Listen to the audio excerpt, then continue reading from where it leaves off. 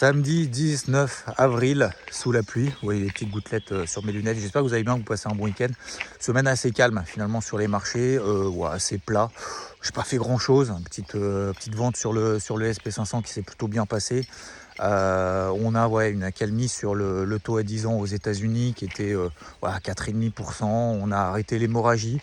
Les marchés actions ont anticipé et sont en train d'anticiper finalement un peu une accalmie de Trump vis-à-vis de la guerre commerciale, ce qui s'est passé à peu près cette semaine. Donc il n'y a pas d'embellie majeure, il n'y a pas de nouvelles dégradations et de nouvelles inquiétudes majeures. On a simplement arrêté sur le taux à 10 ans qui était à 4,5. On est retombé un peu à 4,30, puis finalement, c'est remonté un peu en fin de semaine. Le CAC a évolué autour des 7300 points toute la semaine. Voilà, donc vraiment des tout petits écarts. Sur le marché crypto, c'est en train, je ne vais pas dire de s'améliorer, parce que je pense que c'est un peu optimiste pour le moment, mais on est toujours dans cette même configuration que je vous avais déjà évoquée ces dernières semaines.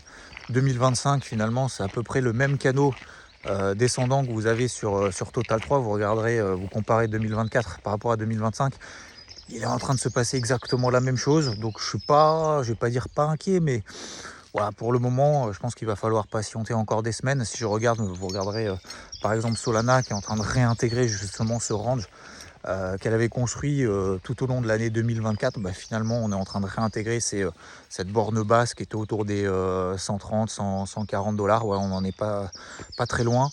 Sur le Bitcoin, on tient les 85 000. Bon, c'est toujours le plus fort du game.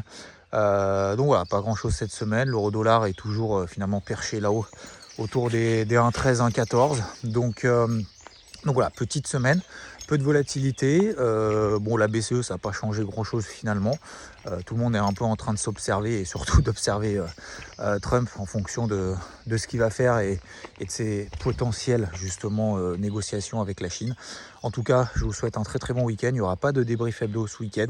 De toute façon, ça va pas bouger beaucoup, mais on se retrouve bien évidemment très très vite. Et si vous voulez nous rejoindre sur IVT, c'est avant lundi. Il y a une offre. Ciao.